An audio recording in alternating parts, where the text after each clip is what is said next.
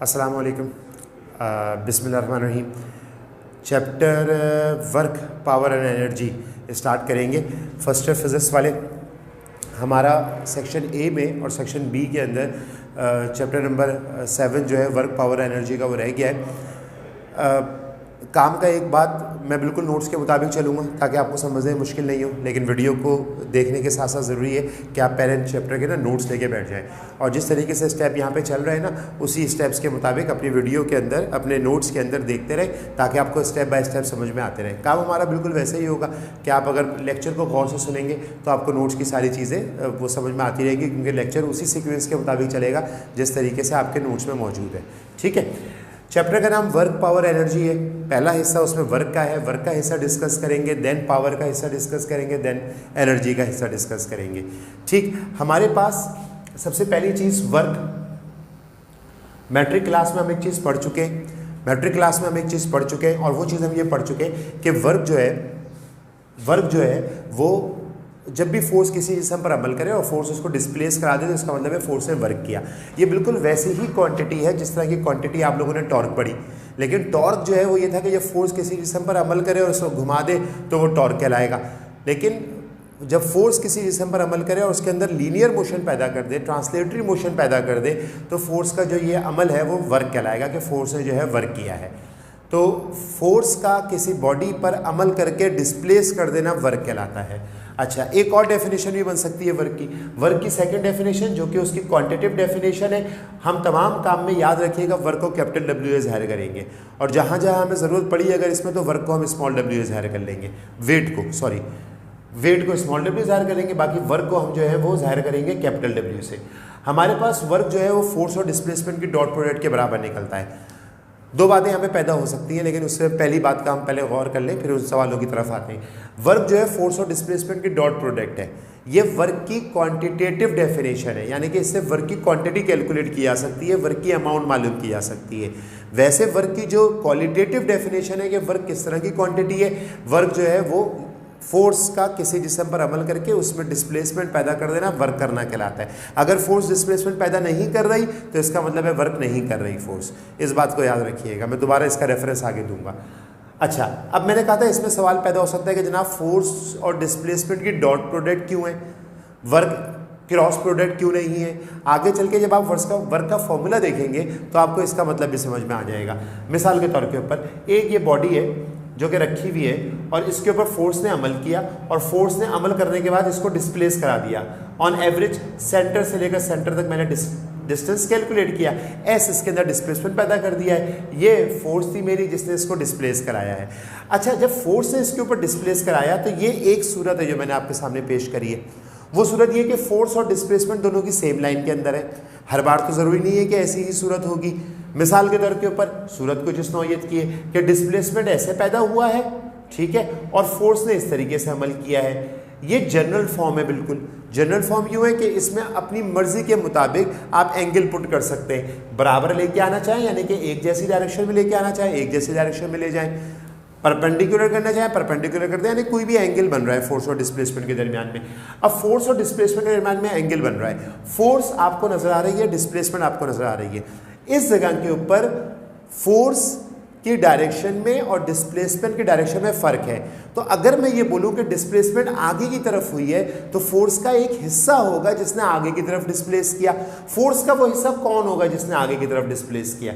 मैंने फोर्स का ये कंपोनेंट निकाला अलोंग द डिस्प्लेसमेंट। जब मैंने फोर्स का कंपोनेंट निकाला अलोंग द डिस्प्लेसमेंट तो फोर्स का ये कंपोनेंट निकल आया। नजर आ रहा है ये एक्स एक्सिस के ऊपर है, लिहाजा ये फोर्स का एक्स कंपोनेंट कहलाएगा। जब ये फोर्स का एक्स कंपोनेंट कहलाएगा तो इस फोर्स के एक्स कंपोनेंट का नाम जो होगा वो क्या होगा, वो होगा एफ कॉस थीटा। ये फोर्स का एक्स कंपोनेंट निकल आया मेरे पास। इसका मतलब ये हुआ कि जनाब फोर्स का एक्स कंपोनेंट है जिसने डिस्प्लेसमेंट पैदा किया है। डिस्प्लेसमेंट कितना पैदा किया है? एस पैदा किया है। फोर्स का एक्स कंपोनेंट चूंकि डिस्प्लेसमेंट पैदा करने वाला कंपोनेंट था, आपको नजर आ रहा है कि पूरी फोर्स ने डिस्प्लेसमेंट पैदा नहीं किया, फोर्स के उस कंपोनेंट ने डिस्प्लेसमेंट पैदा किया जो डिस्प्लेसमेंट के अलोंग है। बाकी फोर्स ने क्या किया होगा? हो सकता है ऑब्जेक्ट को लिफ्ट करा दिया हो थोड़ा सा, ठीक है। तो फोर्स का दूसरा कंपोनेंट जो है वो उसको लिफ्ट कराने में इस्तेमाल होगा और फोर्स का एक कंपोनेंट जो है वो डिस्प्लेस करने में इस्तेमाल होगा। फोर्स के इस कंपोनेंट ने डिस्प्लेस किया, इस कंपोनेंट की वैल्यू क्या है, इस कंपोनेंट की वैल्यू है एफ कॉस थीटा। साथ में क्या लिखा हुआ है, साथ में एस लिखा हुआ है डिस्प्लेसमेंट का। ये फोर्स है और ये डिस्प्लेसमेंट है, ठीक है। नतीजा क्या निकला आपके सामने, अगर मैं इसको अरेंज करके लिख दूं एफ एस कॉस थीटा, ये चीज क्या बन गई, ये वर्क बन गई। जैसा कि मैंने पहले कहा था कि फोर्स इनटू डिस्प्लेसमेंट वर्क होता है, लेकिन फोर्स कौन सी वाली ली, वो वाली फोर्स ली जो डिस्प्लेसमेंट पैदा कर रही है। तो जुमला बन के आ गया एफ एस कॉस थीटा।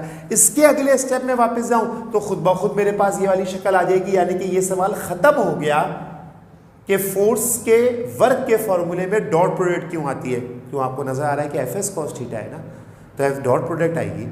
तो इसका मतलब है कि work is the scalar product, ये work is the dot product of force and displacement. चूंकि वो डॉट प्रोडक्ट है लिहाजा उसके अंदर यूनिट नहीं होगी, वो डायरेक्शन नहीं होगी उसके अंदर, तो ये खुद जो है ये स्केलर प्रोडक्ट है, इसके ऊपर किसी किस्म का वेक्टर का निशान नहीं बना हुआ। तो वर्क की दो डेफिनेशन हो गई। जब भी वर्क कहते हैं कि फोर्स ने अमल किया और डिस्प्लेसमेंट पैदा कर दिया तो वो वर्क करना कहला रहा है। और दूसरी वर्क की डेफिनेशन ये हो गई कि work is the scalar product of force and displacement. ठीक है भाई, एक तो ये चीज़ हो गई। सेकंड चीज़, डिफरेंट कंडीशन क्या हो सकती है, एक जनरल डायग्राम तो मैंने बना दी थी। एक केस ये हो सकता है कि जनाब फोर्स ने अमल किया और डिस्प्लेसमेंट पैदा कर दिया अपनी डायरेक्शन के अंदर। इस वक्त मुझे नजर आ रहा है कि फोर्स और डिस्प्लेसमेंट के बीच में एंगल थीटा जीरो है। जब फोर्स और डिस्प्लेसमेंट के बीच में एंगल थीटा जीरो है तो फोर्स डॉट एस, अगले स्टेप में एफ एस कॉस थीटा, ये वर्क निकल रहा है भाई, ठीक है। और एफ एस कॉस थीटा में एफ ये रहा, एस ये रहा, कॉस ये रहा, थीटा की जगह पे क्या आ गया, जीरो। सबको मालूम है कि कॉस जीरो 1 होगा। नतीजा क्या निकला कि मेरे पास वर्क क्या निकल गया, एफ एस, क्योंकि कॉस थीटा की जो वैल्यू है वो 1 है, या कॉस जीरो की जो वैल्यू है 1 है, एफ एस निकल आया। अब फोर्स पूरी इस्तेमाल हो गई, डिस्प्लेसमेंट पूरा इस्तेमाल हो गया, लिहाजा यहाँ पे जो प्रोडक्ट निकला इसका वर्क का वो मैक्सिमम प्रोडक्ट निकल के आया। तो इसका मतलब है कोई कंपोनेंट ऐसा नहीं है जो इसको कम कर रहा है, लिहाजा वर्क का ये फॉर्मूला मैक्सिमम वर्क कहलाएगा। लिहाजा वर्क का ये फॉर्मूला मैक्सिमम वर्क कहलाएगा। ठीक है जी, मैक्सिमम वर्क, ठीक है, ये वर्क का फॉर्मूला है। और क्या केस हो सकता है, इसके एग्जाम्पल्स पहले डिस्कस कर लेंगे हम लोग। इसके एग्जाम्पल क्या है, इसकी एग्जाम्पल ये है कि जनाब, अब मैं 4 एग्जाम्पल आपके सामने डिस्कस कर लेता हूँ ना। इसकी एक एग्जाम्पल ये हो सकती है कि हमने किसी भी बॉडी को लिफ्ट कराया। जब हमने किसी बॉडी को लिफ्ट कराया तो लिफ्ट करवाने वाली जो फोर्स है और जो डिस्प्लेसमेंट है, ये लिफ्ट करवाने वाली फोर्स है और जो डिस्प्लेसमेंट है दोनों सेम डायरेक्शन के अंदर है। ठीक है, जब दोनों सेम डायरेक्शन के अंदर है तो इसका मतलब है यहाँ पे जो वर्क निकलेगा वो कैसा वर्क होगा, मैक्सिमम वर्क होगा। एक और एग्जाम्पल डिस्कस कर लेता हूँ, हर बार इन एग्जाम्पल्स को लेकर चलूँगा आगे। हर बार से बता दिए कि एक केस और आएगा भाई, स्प्रिंग को स्ट्रेच किया गया। जब स्प्रिंग को स्ट्रेच किया गया तो ये देखिए, और स्प्रिंग स्ट्रेच होने के बाद ये हो गया। आपको नजर आ रहा है कि जो फोर्स होगी वो नीचे की तरफ लगाई गई होगी, तो फोर्स और डिस्प्लेसमेंट के बीच में एंगल जो है वो क्या है, जीरो है। फोर्स नीचे की तरफ लगाई गई होगी, स्ट्रेचिंग भी नीचे की तरफ हुई है, डिस्प्लेसमेंट क्या है, जीरो, सॉरी डिस्प्लेसमेंट क्या है, नीचे की तरफ, लिहाजा एंगल क्या है, जीरो, एंगल जीरो है, लिहाजा इस सूरत में जो वर्क होगा वो कैसा वर्क होगा, मैक्सिमम वर्क होगा। ठीक है जी, किसी बॉडी को लोड किया गया, हाथ में रखा, और हाथ में रखने के बाद मैं उसको नीचे की तरफ लेके आया, या उसको नीचे की तरफ मैंने आना दिया। जब मैं किसी भी बॉडी को लोड करूं, किसी भी बॉडी को नीचे की तरफ आने दूं, नतीजे के तौर के ऊपर चूंकि डिस्प्लेसमेंट नीचे की तरफ हो रहा है, बॉडी नीचे की तरफ आ रही है, अपने वेट की वजह से नीचे की तरफ आ रही है, ग्रेविटेशनल फोर्स। यहाँ पे जो फोर्स इन्वॉल्व होगी वो कौन सी इन्वॉल्व होगी, ग्रेविटेशनल फोर्स इन्वॉल्व होगी। लिहाजा वर्क क्या निकलेगा, वर्क मैक्सिमम निकलेगा। क्यों, क्योंकि आपको नजर आ रहा है कि दोनों के बीच में एंगल जो है वो क्या है, जीरो है। एक एग्जाम्पल और डिस्कस कर लेते हैं। टग और रोप के अंदर जो रस्सा कशी वाला गेम होता है, एक टीम इधर खींचती है, दूसरी टीम अपनी तरफ खींचती है। एक टीम जीतने वाली होती है, एक टीम हारने वाली होती है। रस्सी ने किस तरफ को मूव किया, इस तरफ को। जीतने वाली टीम की फोर्स किस तरफ थी, इस तरफ को फोर्स थी। आपको नजर आ रहा है दोनों के दरमियान में एंगल क्या है, जीरो। नतीजा क्या है, ये टग और रोप वाले गेम की बात कर रहा हूँ। नतीजा क्या है, मैक्सिमम वर्क। हर केस के अंदर जो मैंने आपके सामने एग्जाम्पल लिखी, हर केस के अंदर वर्क की जो वैल्यू है वो मैक्सिमम निकल रही है, क्योंकि फोर्स और डिस्प्लेसमेंट के बीच में एंगल जीरो है। ठीक है, एमसीक्यूज के लिहाज से काम बड़ा इंपॉर्टेंट है। अगली चीज, दूसरा केस हो ये सकता है कि फोर्स और डिस्प्लेसमेंट किसी काम के अंदर मुझे एक दूसरे के अपोजिट नजर आए। ठीक है जी, एग्जाम्पल भी आएंगे आपके सामने।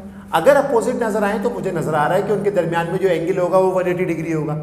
180 डिग्री एंगल का मतलब यह है कि जब मैंने वर्क निकाला तो एफ एस कॉस थीटा निकला। एफ एस कॉस थीटा में एफ की वैल्यू जाने क्या, कॉस डिस्प्लेसमेंट की वैल्यू जाने क्या, कॉस 180 और कॉस 180 का मतलब है -1। नतीजा क्या है मेरे पास कैलकुलेट होकर वर्क क्या निकल आया, नेगेटिव वर्क निकल आया। मैग्नीट्यूड तो उसका एफ एस होगा, फोर्स इस्तेमाल हुई है, डिस्प्लेसमेंट इस्तेमाल हुई है, लेकिन वो नेगेटिव वर्क है। नेगेटिव वर्क ये जाहिर कर रहा है कि फोर्स और डिस्प्लेसमेंट जिन्होंने वर्क पैदा किया वो एक दूसरे के अपोजिट थे। इन्हीं एग्जाम्पल्स को लेके आगे चलूं। आप किसी बॉडी को लिफ्ट कर रहे हैं, ठीक है, लेकिन जो डिस्प्लेसमेंट है वो ऊपर की तरफ है। अगर डिस्प्लेसमेंट ऊपर की तरफ है क्योंकि आप लिफ्ट कर रहे हैं, तो जो सब ग्रेविटेशनल फोर्स होगी वो नीचे की तरफ होगी। यहां से सेकंड एग्जाम्पल के लिए बात स्टार्ट कर रहा हूं मैं, उसी एग्जाम्पल को लेके सेकंड केस की बात स्टार्ट कर रहा हूं। इस वक्त डिस्प्लेसमेंट ये वाला इस्तेमाल कर लीजिए और ग्रेविटेशनल फोर्स के साथ देखिए, बॉडी लिफ्ट होकर ऊपर जा रही है, ग्रेविटेशनल फोर्स नीचे की तरफ है, दरमियान का एंगल क्या है 180 डिग्री। नतीजा यह है कि वर्क नेगेटिव निकलेगा। जब स्प्रिंग को स्ट्रेच किया जा रहा होता है तो सबको नजर आ रहा होता है कि जनाब डिस्प्लेसमेंट जो है वो नीचे की तरफ है, आपकी फोर्स भी नीचे की तरफ होती है, लेकिन स्प्रिंग के अंदर एक रीस्टोरिंग फोर्स होती है, इलास्टिक रीस्टोरिंग फोर्स हम जानते हैं, वो रीस्टोरिंग फोर्स ऊपर की तरफ होगी। अगर वो रीस्टोरिंग फोर्स जो स्प्रिंग में मौजूद है, लाजमी तौर पे इलास्टिक बॉडी है, तो आप देखें डिस्प्लेसमेंट और स्प्रिंग की रीस्टोरिंग फोर्स, दरमियान का एंगल 180 डिग्री, लिहाजा उस वक्त जो वर्क होगा वो नेगेटिव होगा। तो अब मैं इन दोनों बातों को बोलूं कि जब कोई लिफ्टिंग की मिसाल हो तो हमारी फोर्स और डिस्प्लेसमेंट का वर्क पॉजिटिव होता है और ग्रेविटेशनल फोर्स और डिस्प्लेसमेंट के दरमियान जो वर्क होता है नेगेटिव होता है। स्प्रिंग को स्ट्रेच करते वक्त हमारी फोर्स और स्ट्रेचिंग की वजह से जो वर्क होता है वो पॉजिटिव होता है और ग्रेविटेशनल फोर्स या हमारी फोर्स और डिस्प्लेसमेंट के वर्क में जो बीच में एंगल होता है वो 0 डिग्री होता है, लिहाजा वर्क पॉजिटिव होता है। लेकिन इलास्टिक फोर्स और डिस्प्लेसमेंट के दरमियान में जो एंगल होता है 180 डिग्री होता है, लिहाजा वर्क नेगेटिव होता है। ठीक है, जब आप बॉडी को लोअर कर रहे हो, जैसे मैंने मिसाल दी थी कि हाथ पे रख के कर रहे हैं, लेकिन आप हाथ पे रख के आपने उसकी वजन की, ऐसे आपका हाथ नीचे आ रहा है, आपने हाथ को बस सहारा दिया हुआ है, यानी आपने हाथ के ऊपर फोर्स लगा के ऊपर नहीं ला रहे हैं। लेकिन अब आप बॉडी को ऊपर की तरफ लेके आते हैं, ऊपर की तरफ लेके आते हैं, ठीक है, इस वक्त जो वर्क की केस है वो क्या हो जाएगा, नेगेटिव वर्क हो जाएगा। टगर रोप के अंदर भी बिल्कुल ऐसा ही है कि जीतने वाली जो पार्टी है उसका जो वर्क है वो पॉजिटिव है, लेकिन जो हारने वाली पार्टी है जो उस तरफ फोर्स लगा रही थी और डिस्प्लेसमेंट इस तरफ को था जीतने वाली पार्टी की तरफ को, तो उनके दरमियान में एंगल जो है वो नेगेटिव है। फोर्स तो वो वाले लोग भी लगा रहे थे ना, तो लिहाजा जो उनके दरमियान में वर्क है वो नेगेटिव है। क्यों? क्योंकि थीटा जो है वो 180 डिग्री है और वर्क जो है वो क्या निकलेगा, नेगेटिव निकलेगा। ठीक है, तो वर्क नेगेटिव होने की एक बात हो गई। तीसरी चीज हमारे पास, तीसरा केस क्या हो सकता है, फोर्स और डिस्प्लेसमेंट के बीच में एंगल जो है वो 90 डिग्री हो। अगर फोर्स और डिस्प्लेसमेंट के बीच में 90 डिग्री एंगल है तो वर्क क्या निकलेगा, W = Fs cos theta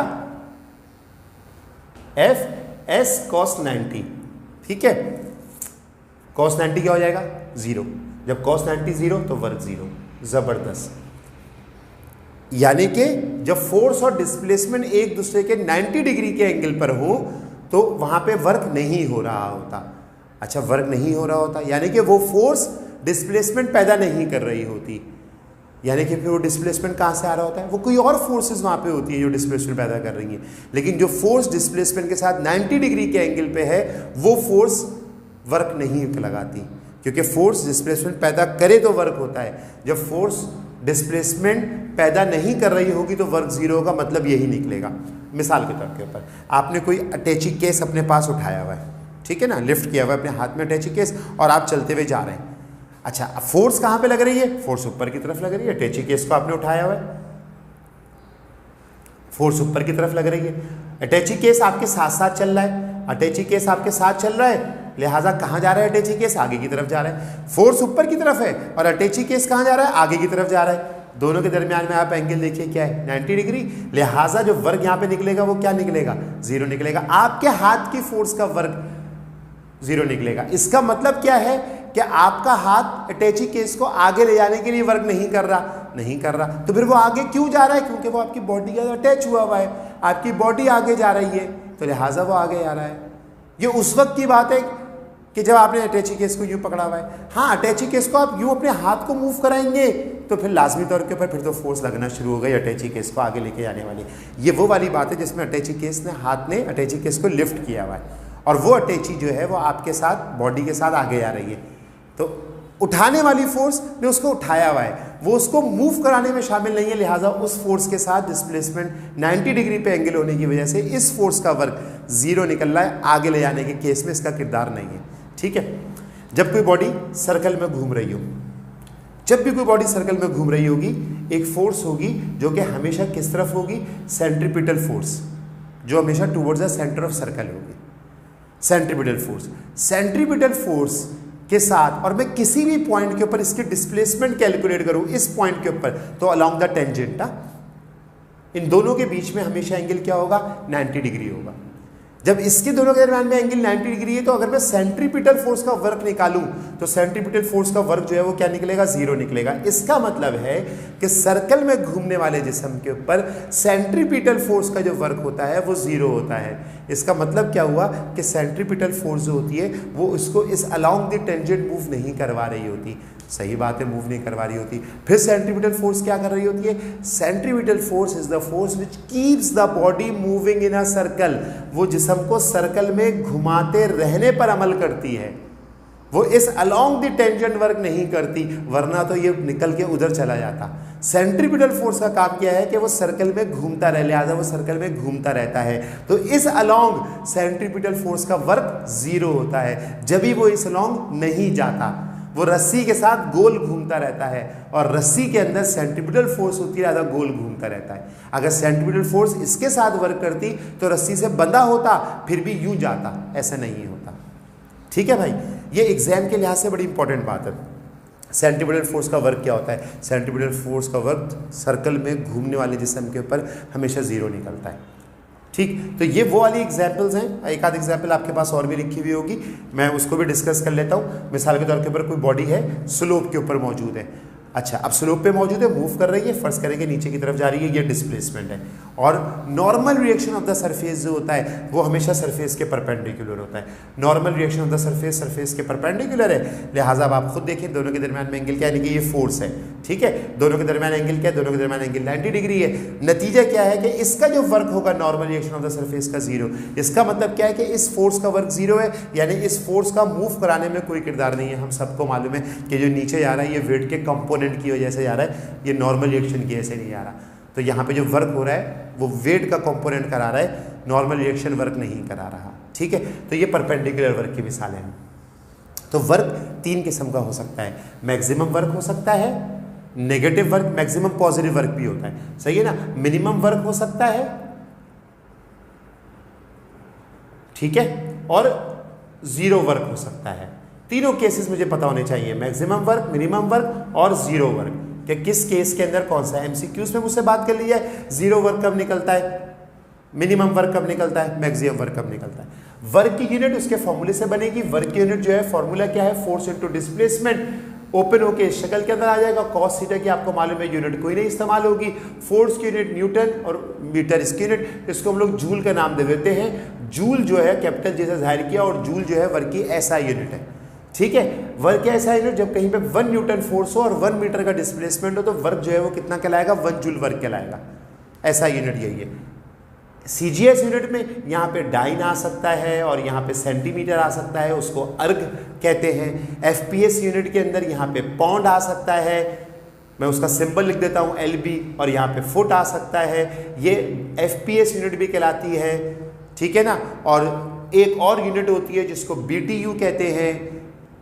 BTU जो है, 1 बीटीयू ब्रिटिश थर्मल यूनिट, ये खास तौर पे हीट से मुताल्लिक वर्क या हीट एनर्जी से एसोसिएट हुआ वर्क इस्तेमाल करने के लिए, मालूम करने के लिए इस्तेमाल होती है। 1055 जूल के बराबर होता है। कन्वर्जन हमें ज़रूरत नहीं पड़ेगी इसकी, ये चीज़ है।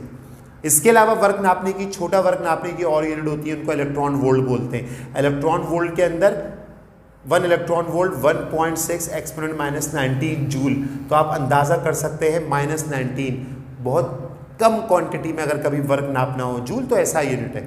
बहुत कम क्वांटिटी में कभी वर्क नापना हो, एटॉमिक वर्क होता है आमतौर के ऊपर, ठीक है, जो एटॉमिक फिजिक्स में इस्तेमाल होता है, तो फिर इलेक्ट्रॉन वोल्ट इस्तेमाल करते हैं। सेकेंड ईयर के अंदर कुछ पाला पड़ जाएगा, सेकेंड ईयर में कुछ पाला पड़ जाएगा, हीट का ताल्लुक, इलेक्ट्रिसिटी का ताल्लुक सेकेंड ईयर के कोर्स से। बाकी हमारा ताल्लुक जो पढ़ने वाला है वो इससे पढ़ने वाला है। न्यूटन मीटर बराबर है जूल के, और जूल ऐसा यूनिट है। डायमेंशन की बात करूं तो वर्क के फॉर्मूले में दो चीज़ें आ रही हैं, फोर्स आ रही है, डिस्प्लेसमेंट आ रही है। फोर्स की यूनिट या फोर्स की डायमेंशन कह लीजिए आप लोग।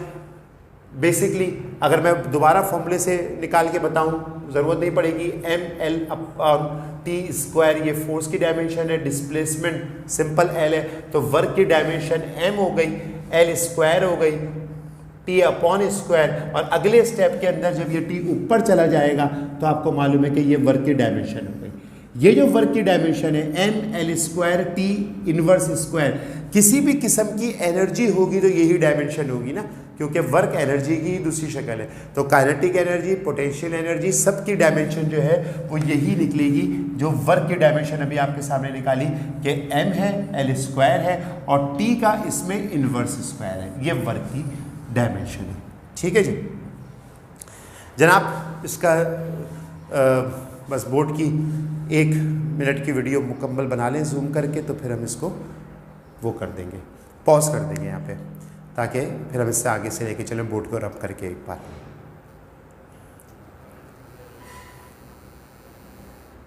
ठीक है भाई, ये वो काम था जो कि हमारे पास है।